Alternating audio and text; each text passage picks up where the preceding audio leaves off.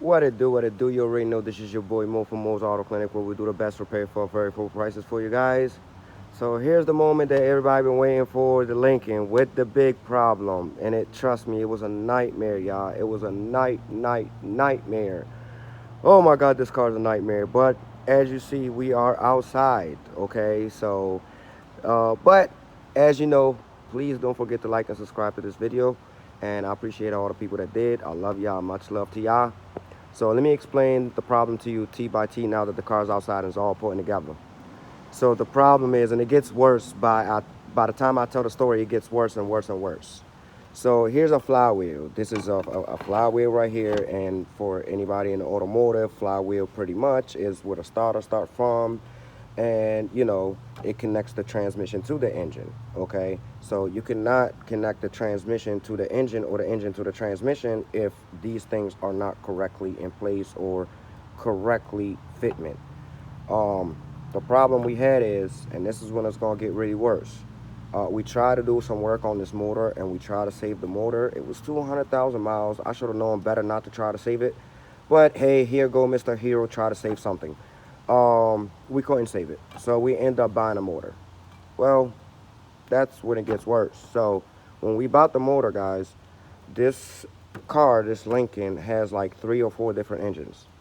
So they got like 3 different engines with 1, 2, 3 bolt flywheel, and one engine that has a 1, 2, 3, 4 bolt. Where they get worse at? Well, we sent the old engine for core, and that was the only engine in the nation that actually had a 4 bolt flywheel on it. So, why it became a nightmare? Because this is like one of the flywheel that the junkyard was like, look, we give up, just keep it. We don't want it back, just keep it. This is maybe like the 5th or 8th flywheel that they sent out, and they all 3 bolts. And we couldn't do that. Now, how did we make this car actually start and run? And you're gonna hear it in a second. So this is the first idea. This is, your ordinary flywheel. Yes, your flywheel has to be balanced for everything to work correctly. Sure, yes. And I believe these, where all these holes come in play, is the balancing. So the first thing I did is the flywheel that actually came with this engine that we actually purchased. The flywheel that came out of this engine, this is just an extra one. The flywheel that came out of this engine, what we did with it is, and that took a lot of time, y'all. We put it on a piece of cardboard just like that. On my torque converter, I had to line up one of these bolts, and the best bolt for line up was this one. So I started right here. So I put it on a cardboard, and when I tell you, I traced every single teeth in that flywheel, and then I put it on the torque converter, made a template, and then I called the machine shop. And what the machine shop did is they took the flywheel with the torque converter. They made sure that the template was correct, and I made sure that the template was correct, and nothing was going to hit anything. The starter was not going to hit it. It's not going to hit the bell housing of the transmission. None of that. Well, trust me, it took maybe about a whole day of drawing this out and making sure nothing hits, because you only get one try. Even though I had plenty of those and I had plenty of try, but I just wanted to get it off the first try.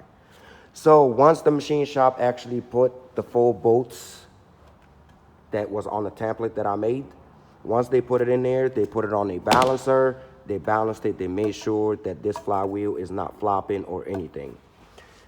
And as you see, the car is outside, and we just in the last process of putting little things up like, battery and fuse box. So you guys want to hear it to start and how it runs. So here you go, guys. It starts. You don't hear any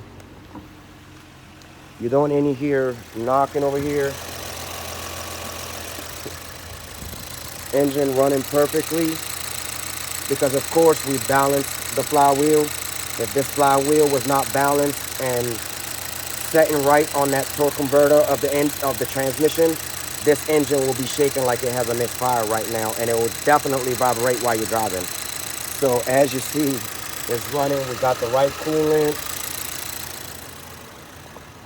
The EBS light does come on when I start driving it, and because the alignment is way off, of course.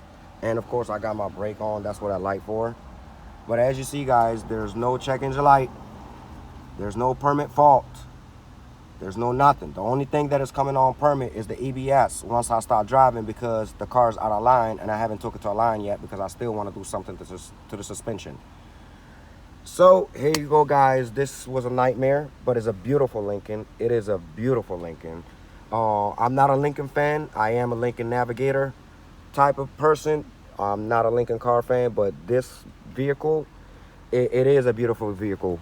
So as you see, guys, it's running smooth.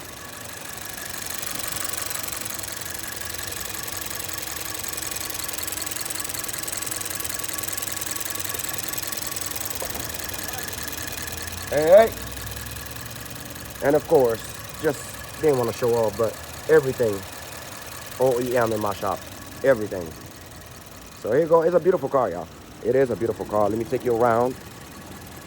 It is a beautiful car. It deserves to come back to life. It deserves it. So I brought it back to life. I didn't give up. Anybody else would have gave up and throw it away. We didn't give up.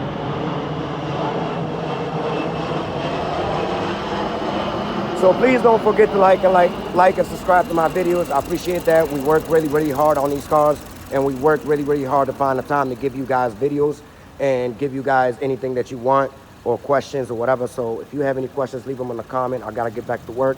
And as you see, the main problem with that car was smoking like crazy as soon as you started. And that's because the turbo was shot, the engine was shot, everything was shot. And here's our exhaust. No smoke.